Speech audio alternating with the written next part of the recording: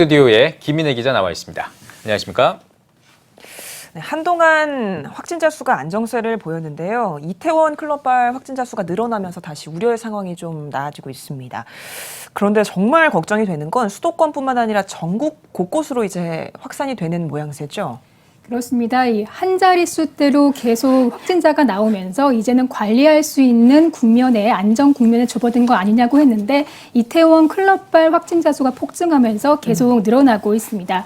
더 큰 문제는 20대들이 무감염증 상태, 아무 이상이 보이지 않는데 감염이 되고 전파가 되는 상태를 말하는데요. 네. 이런 상태에서 해당 클럽을 방문한 이후에 어느 정도로까지 확산세를 가져갈지가 미지수라는 겁니다. 또 이게 단순히 서울, 경기권에 국한돼 있지 않습니다.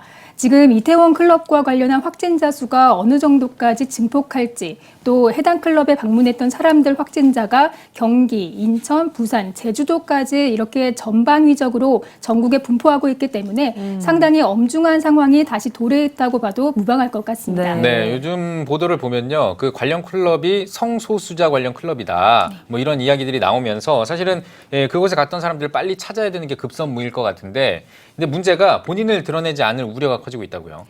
네, 이번에도 이 신천지 집단 확산 때처럼 방역 당국이 감염자 추적에 애를 먹고 있습니다. 과거 신천지는 모든 방법을 동원해 보건 당국에 협조한다면서도 전체 신도 명단 제출에 대해서는 사실상 거부했습니다. 네. 그러나 정부가 강력한 경고로 명단을 확보해 전수 조사를 진행했죠.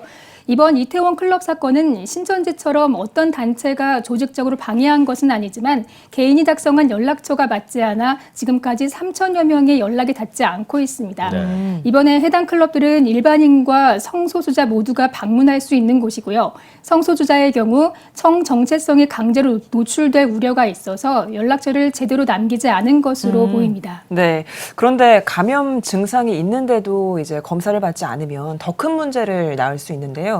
이렇게 알면서도 검사를 받지 않는 사람들을 뭔가 법적으로 처벌하는 그런 수단들이 있나요? 네, 지금 역학조사 관련해서 이 허위 진술을 하거나 내용을 거짓으로 한 경우에는 당연히 처벌이 되고요. 다만 자신이 어디에 방문을 했다, 또 어떤 증상이 나타났다는 것들을 직접 신고해야 할 의무까지 부과하고 있지는 않은 상황입니다. 하지만 검사가 더디 이루어져서 전파자를 조기에 차단하지 못하면 결국 인구 2,500만 수도권에 신천지급 대형 감염 사고가 발생해 의료체계 붕괴를 일으킬 수 있기 때문에 신속한 대책을 마련해 놓고 그걸 통해서 자진해서 신고할 수 있는 구조들을 꼭 만들어 놓을 필요가 있어 보입니다. 네. 그래서 이번 일 때문에 그 13일에 예정됐던 고3 학생들의 등교 개학이 또 일주일 연기가 됐습니다. 그렇습니다. 이 13일로 예정돼 있던 고등학교 3학년의 등교 수업은 20일로 연기됐습니다. 예. 고2, 중3, 초1, 2 유치원생 등교는 27일로 연기됐고요. 고1, 중2, 초3, 4학년 등교는 6월 3일로 미뤄졌습니다. 중1과 초5, 6학년은 6월 8일에 마지막으로 등교합니다. 애초에 지난 6일부터 생활 속 거리 두기를 결정하는 과정에서도 등교 개학 문제가 중요한 논란거리가 됐었는데요. 지금 만약에 등교를 해서 거기서 감염자가 나오게 되면 사실은 방역당국의 통제 바깥으로 확진자가 퍼질 가능성이 있는 상황이었습니다. 어쩔 수 없는 결정이었습니다. 네. 네.